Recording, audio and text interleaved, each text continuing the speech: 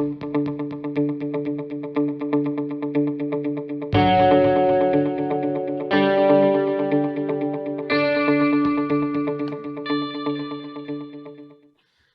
back to the Heated Exchange, brought to you by Blitz Analytics. I'm Austin Geller, alongside Jett Rosenstein. Jett, how was your weekend, man?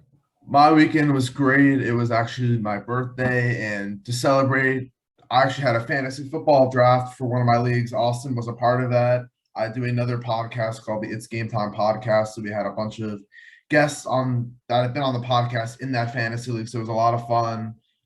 We had a lot of good teams come out of the draft, a couple of not so great teams like Austin, but yeah, it was very good. I'm sure Austin's going to defend his team though.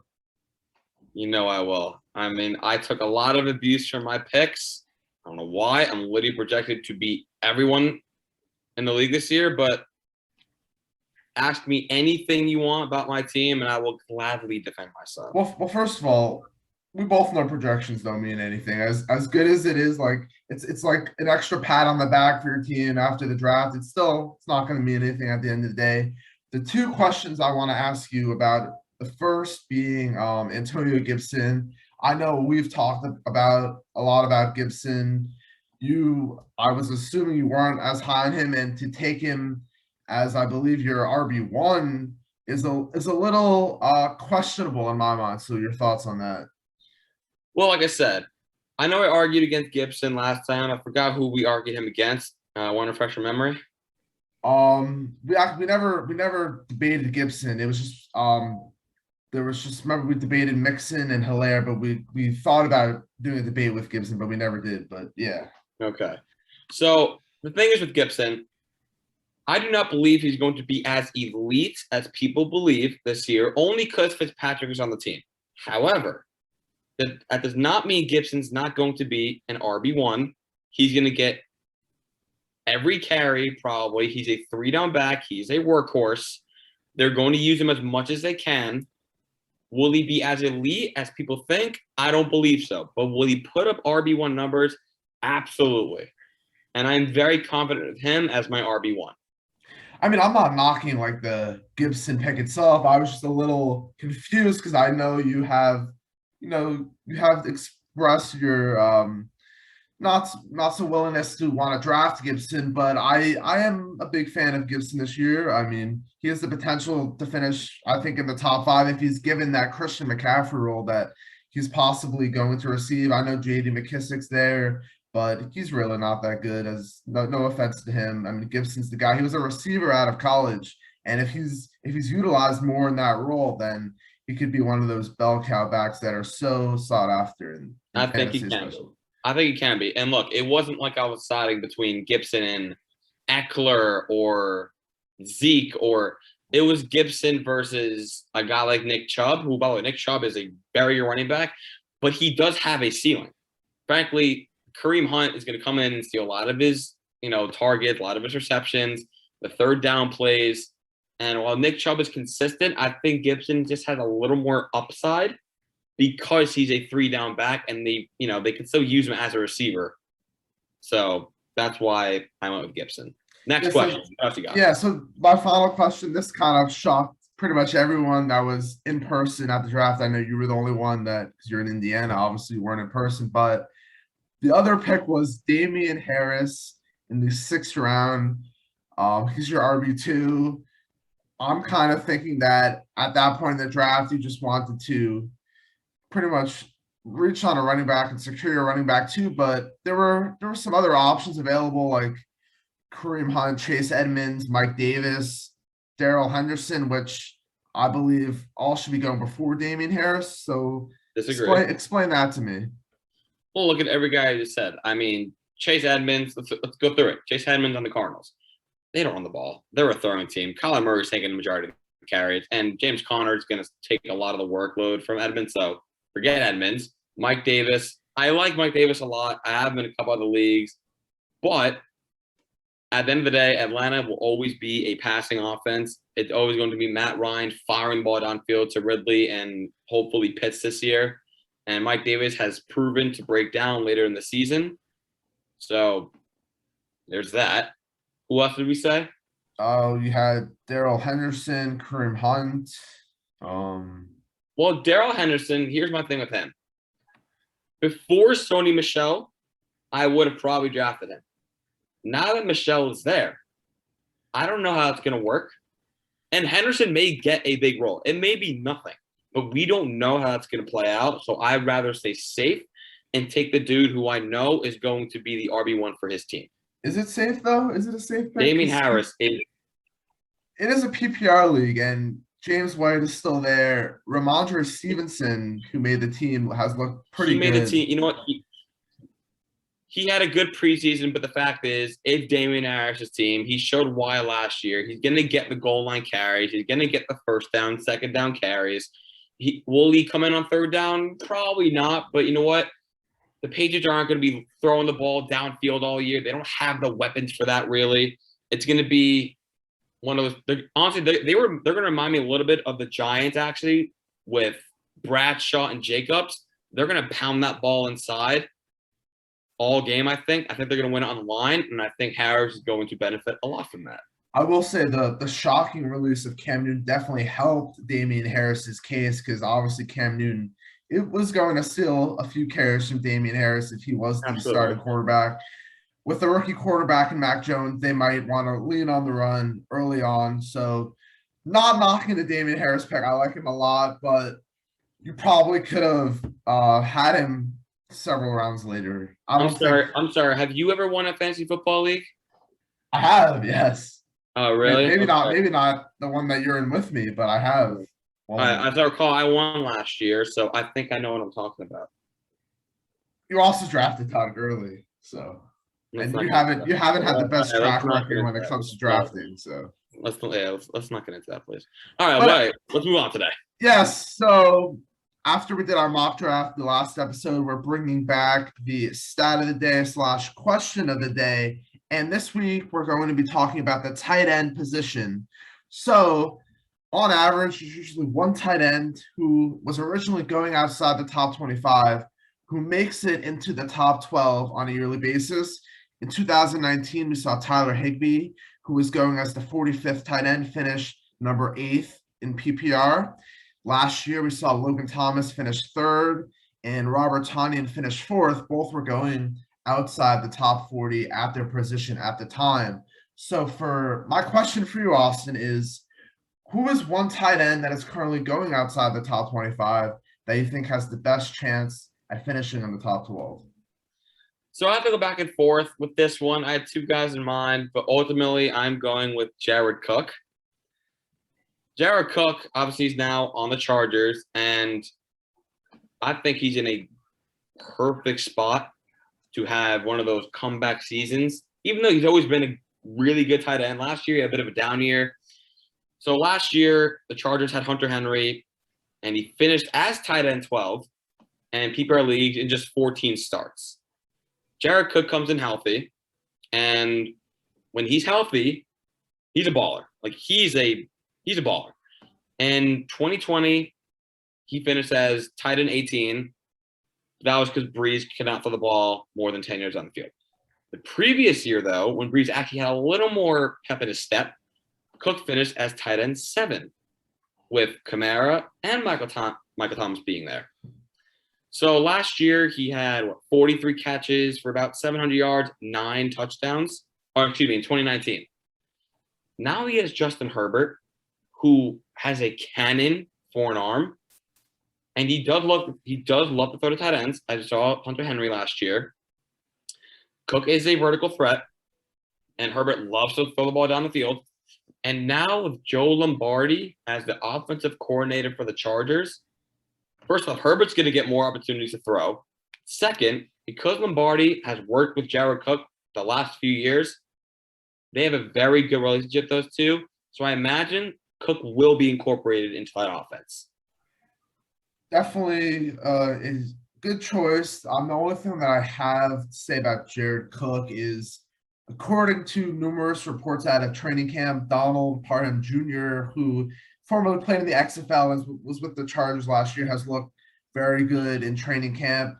He is obviously behind Cook on the depth chart, but it could be possible a situation where they want to maybe give Parham more of a shot to prove. I mean, Cook's been in the league a long time, and he's going to be reliable for Justin Herbert. But even besides that, they still have to feed Keenan Allen, Austin Eckler, Mike Williams is still there. So, I mean, when we're talking about finishing at the top 12 of the tight end position, it isn't going to take much, especially if Jared Cook's using the red zone a ton.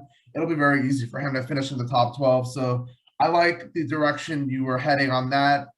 Responsible for me, the guy that I'm picking is Blake Jarwin of the Dallas Cowboys.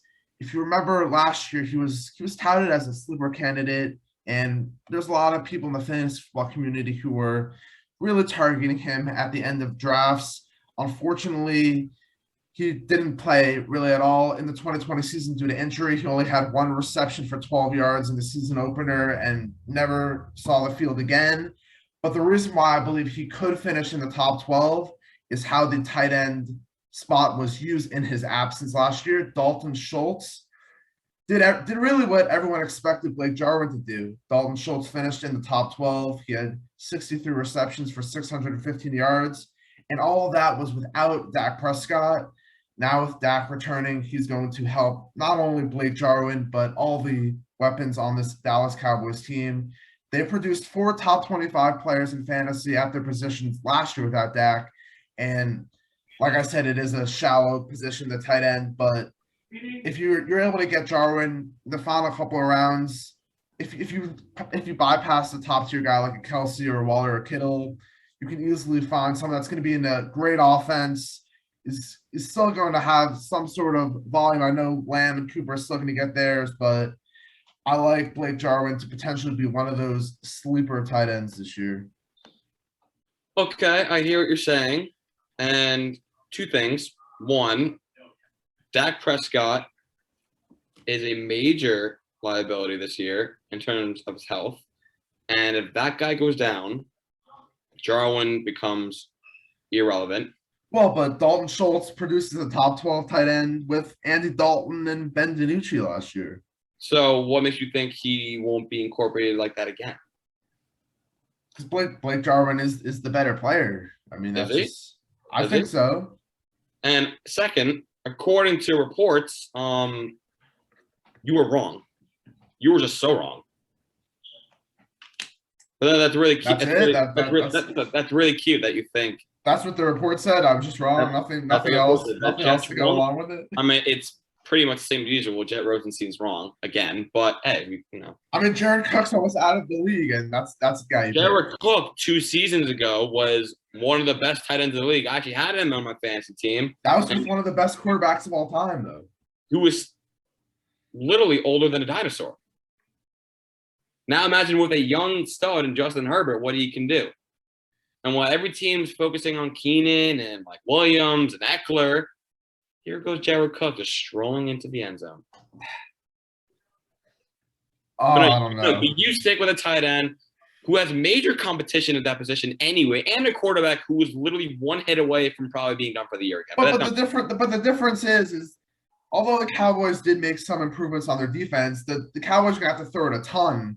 And that's why I'm saying, like, they can satisfy multiple weapons on this team. The Chargers defense did get a little bit better in the offseason. Derwin James is back from injury. They might not need to throw the ball as much. Obviously, they're not gonna run the ball 20 plus carries a game because that's just not Austin Eckler's style. But we could also see a sophomore slump from Justin Herbert as well. So got to keep that in mind. I'm sorry, aren't you the one who was really high in him last week? Was that you? Who was really high on him last week? I mean, he's still a great quarterback, but I even said that I think Tua could have a better year than both of those other second-year quarterbacks. Right. You really disrespected Herbert. Okay. It was a bold prediction. I mean, quarterbacks can experience sophomore slumps. It's happened before. Typical Miami fan. I get it. It's okay. I mean, I'm. By the way, those Deshaun Watson rumors, not a fan of those. Tua's our guy, and he's going to have a breakout year. Mark my words on that one right there. I still have a bet with you. Zach Wilson will throw for more yards than Tua this year, 100%. We'll see, but I'm ready to move on because we don't want to get too much into the dumpster fire that is the tight end position. So Yeah. let's get on to another popular topic that is really something to look at as we get into pretty much the final week of majority of your guys' drafts. So a popular thing is the running back dead zone. And typically it's really the running backs that go between rounds 3 through 6, give or take a few picks. But basically what it is there's a lot of running backs in that spot that have flopped. Just to name a few from last year, Todd Gurley, he was ranked as the 18th running back, finished as RB30. Devin Singletary was ranked as the 24th running back, finished as RB32. Raheem Mostert was ranked as the 25th running back and finished as the 48th running back. So there's a lot of running backs in that range that are going in that 3 to 6 round and seem to flop. And while there has been some that have surpassed expectations, typically receivers have fared better in that range. But the question that I will be posing to Austin and I will also be answering is, out of all the running backs that are currently in the dead zone for this upcoming season, who is your favorite? This was a toughie for me. There were a few guys I actually had in mind for this, but at the end of the day, and you've heard me talk about him a lot in the past, my guy is Myles Gaskin. I love him this year. I think the projections on him are very disrespectful. This is the guy last year who had nearly 600 rushing yards, nearly 400 receiving yards, third in catches on the Dolphins. And he broke out last year. I mean, his last game of the season, against the Raiders, he lit it up. He really established himself as the main guy. And frankly, I don't think there's much competition in the backfield. I don't care what you say about the preseason. I know where you're going. I know exactly that facial expression. Don't give me Sullivan Ahmed or however the hell you pronounce his name. Don't give me that. Malcolm Brown, by the way, he'll take a couple goal line carries. The fact is, I'll make this very simple. Gaskin is the main back. He is the most talented back. And he has a quarterback in Tua who is very conservative, who is going to dump it to him all year. So while Gaskin may not rush for 1,000 yards, he will certainly rush for at least 600, and will definitely have at least 500 receiving yards. Well, first of all, you don't have a front row seat to the Dolphins like I do. I mean, I watch every move that they make, every word that comes out of any of the coaching staff. That's so sad. You get to watch them all the time. I'm sorry. It's a pleasure. It's fun to watch an up and coming team that's going to be a perennial AFC contender in the coming years once Tua breaks out this season. But anyway, in regards to Gaskin, Malcolm Brown, while I love Gaskin this year, but it's unfortunate that Brian Flores does come from New England. New England likes to use as many running backs as possible. Salvon Ahmed is how it's pronounced, by the way, and Malcolm Brown are behind Myles Gaskin. While Gaskin is the most talented running back on that team, there is a very good chance that Brian Flores decides to use Malcolm Brown at the goal line, which can take away some work, obviously, from Gaskin. Obviously, Gaskin gets his money in the reception game, but Salvon Ahmed has shown flashes of himself as a receiver, which is a little concerning if you are a Myles Gaskin owner. However, I do believe in the end, since Gaskin is the most talented running back, I could see this being like a Jordan Howard situation last year where you had Jordan Howard, Matt Breida, and Myles Gaskin. Jordan Howard wound up getting cut. Matt Breida was never even used. Myles Gaskin rose to the top. That's going to end up what's happening this year, I believe. And by the way, speaking of New England, let's not forget a couple seasons ago, the season James White had when the Patriots really didn't have, Brady obviously really didn't have that great of a line. He wasn't throwing the ball downfield as much. So what did he do? He dumped it to James White a lot. And Tua, because he's so conservative. And it's going to change. That's going to change. Trust me. Trust me on that one. I'm telling you. I've heard it's very dangerous to argue with delusional people. So I have to be very careful right now.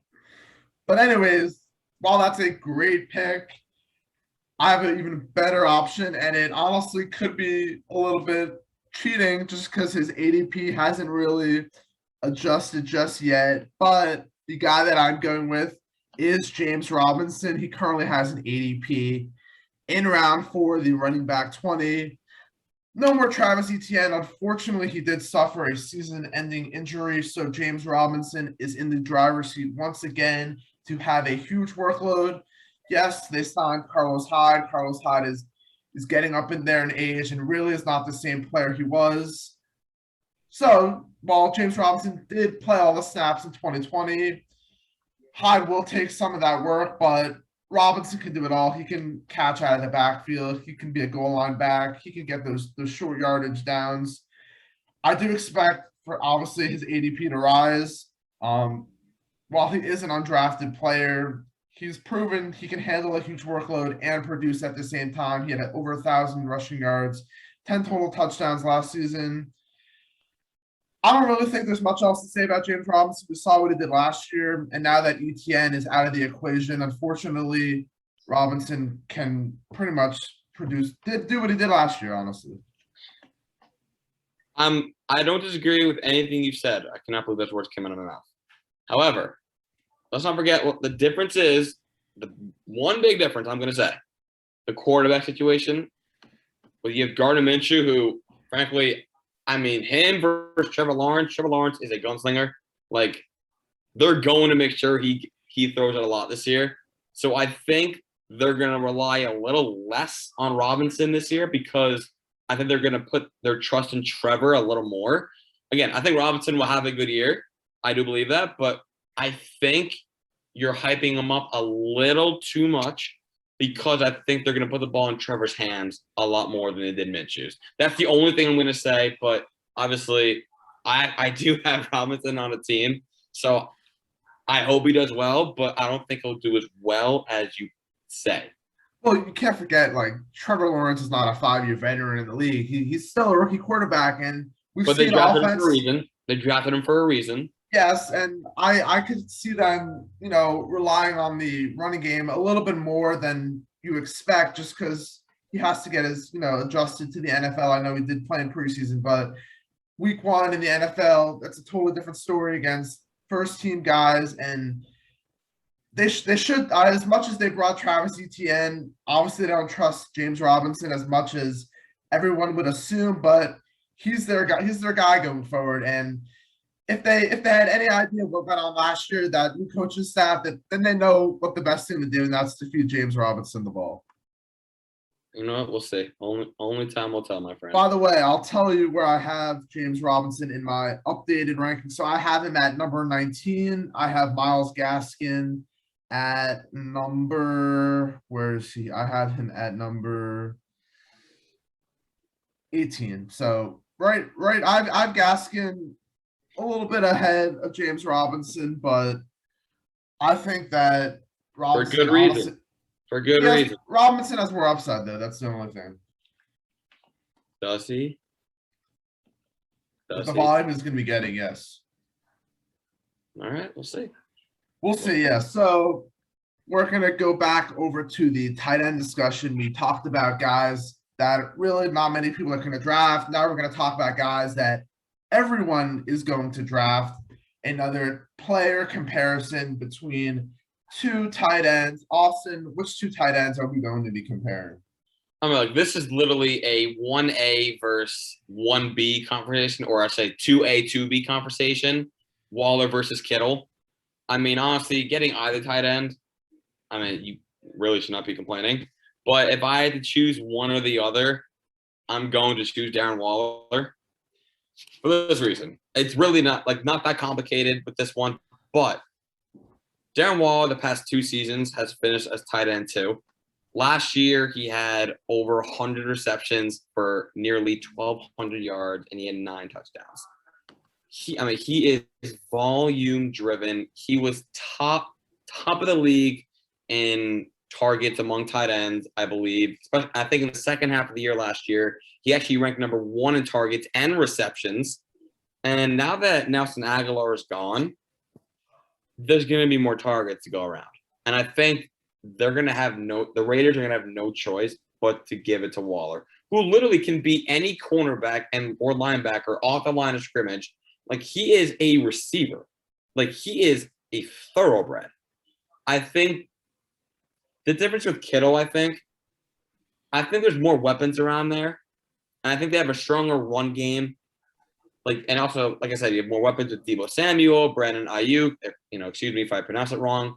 But I think because the Raiders are lacking the amount of weapons, I think Waller's just going to get more volume. And in PPR leagues, I just think volume speaks louder. But then again, it's 2A versus 2B for me. Well, it's funny you say that because unless we see either Bryan Edwards or Henry Ruggs break out, defenses are going to be keying in on Darren Waller. And I know they tried probably to do the same thing last year, but the difference between Darren Waller and George Kittle for me is the consistency. We saw Darren Waller had a few blow-up games last year, a 45-point game, a 30-point game, a 28-point game. That's great. That's unbelievable, and props to him for doing that. But he also had several outings under 10 points, which I get. The tight end position is very thin, and even to get in the 10 to 15-point range is more than enough, especially from the tight end position. But people are forgetting how good George Kittle was in 2019 and 2018 due to the shortened 2020 season he had. And even though it was a shortened 2020 season for George Kittle, he ranked among the league's best in reception yards per game and receptions per game. That was with missing pretty much half of the season. Through weeks 4 through 8, Kittle actually led tight ends in fantasy points. Obviously, the difference between Kittle and Waller right now is health. Kittle couldn't stay healthy last year, but before that, he only missed 2 games. So the biggest thing preventing from Kittle being higher up in the tight end, potentially getting that top spot in the tight end position. I get Kelsey's going to be hard to pass by. Kelsey's Kelsey. I mean, it is Kelsey, but eventually we're going to see. It's going to happen eventually. It might not be this year, but someone is going to take over that top spot in the tight end ranks. It most likely will be Waller or Kittle in the next couple of years, but probably. Couple other things I want to say about Kittle. So he has never had more than 5 touchdowns in a season. And if the 49ers decide to feed him a little bit more in the red zone and he sees somewhere between 7 and 9 touchdowns, he's going to be that much better in fantasy. And he's already been unbelievable when he's been on the field. He's actually, listen to this stat right here. He's finished as a tight end 1 58.5% of the time. That's third all time among tight ends behind only Tony Gonzalez and Jimmy Graham. Overall, George Kittle has been more consistent than Darren Waller. Obviously, like you said, can't go wrong with either. I just think your argument pointing to that Darren Waller doesn't have any weapons around him benefits him is wrong, because I think the weapons that the 49ers have helps the team to spread out the ball and leave some wide open lanes for George Kittle. I'm not going to deny that, actually. I do agree sometimes when a guy does not have weapons around him, it actually hurts his value. But Waller has proven, though, over the past 2 seasons that even without really any main guys around him at the receiving end, he's still able to do it himself. So if this was like, how do I put it? If this is the first time really like Waller had a real starting job coming into the season, then okay, different discussion. But Waller has proven that he can be arguably the best tight end in football. You can argue it. But he's proven he could be the best tight end in football with the team he has around him. And in addition, he has been healthy. Kittle, after last year, I think he got hurt twice. I don't know what I forgot what he did last year, but he was out twice last year. I'm just saying, guys are going down left and right already. Saw what happened to J.K. Dobbins. Obviously, prayers up to him. Hope he's okay. But with that, I just also rather take a guy who I know has been healthy his whole career so far. Well, the only other thing I'll say about why I prefer George Kittle over Darren Waller, George Kittle's going like 5 or so spots after Darren Waller, and for me, they're pretty much even. I have Kittle over Waller in my rankings. So if I'm able to secure another running back or wide receiver in that second round, and then still get George Kittle in the third round, I would prefer that a little bit more. Me too. I mean, like we both said, can't go wrong either one. Honestly, it's better that you secure a top 3 tight end rather than having to worry about someone like Jared Cook or Blake Jarwin potentially Agreed. breaking out. Agreed. So Agreed. But yeah, honestly, if you were looking, if you're going to get Waller or Kittle, I'd say the earliest you should get those guys is round 3. Like neither of them should be a second round pick. That's like, I think that's too early. I just think you're losing too much if you draft them at that time, unless you're in like a 20-person league, then okay, go nuts. But if you're in a 10, 12-person league, wait till round 3. And if they're not there, that's fine. Because that means there's so many better skill like receivers or running backs available at the time. And also there's other guys that I love, like Mark Andrews, who I think is going to be one of the best hands in the league again this year. But obviously that's another topic for another day. yeah. But really quick before we wrap up here, I was just looking at your rankings for the season. You actually have Waller at 1 and Kelsey at 2. Want to give a brief explanation of why you feel that way? I went a little bold with my rankings, and I did put Waller as 1 because the Chiefs did revamp the offensive line this year. Le'Veon Bell's out. Damian Williams is out. I think they're going to use Clyde Edwards-Helaire a little more this year. And I don't think Mahomes is going to throw as much. And I think Kelsey's targets may go down a little bit. And I just think because the Raiders have no one else really to go to, I just think they're going to use Waller so much. And I'd rather a guy who I know is going to get the volume, because if they don't give him the ball, they're not going to win any games. But obviously, will that happen? I don't really know. Kelsey will probably take the crown again this year, but I want to go a little bold because I had Waller last year. He helped me win my championship. So, I went with him, and we'll see what happens. Yeah, can't fault you for being a little bit bold. Like I said, eventually Travis Kelsey is going to be dethroned, and the two most promising candidates for that top spot are Darren Waller and George Kittle. But yeah, it's going to be very interesting to see.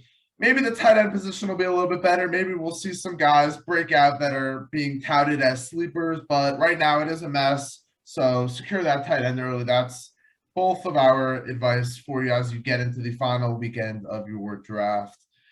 But yeah, that was episode number 4 of the Heated Exchange. Don't forget to check out all of our articles on blitzalix.com. Austin and I write about not only fantasy football, but the NFL as well. The season is fastly approaching, so we want you guys to be prepared. It's an exciting time for the NFL and all the fans. So we hope you're as excited as us, and we hope you dominate your fantasy leagues in 2021. Yeah, and on top of that, I'm going to say, if you need any help at all, you have anything you want us to discuss next show, please reach out. Please, give us stuff in the comments section. Like, tell us anything you want us to help you out with. That's what we're here for. And we will do the research for you. We will give you the perspective. All you got to do is just let us help you. Help us help you. That's all I'll say. Very well said. So with that being said, for Austin and myself, Jett, remember, if you cannot handle the heat, get out of the kitchen. Yes, there you go. Thank you, Austin. All right, guys. See you.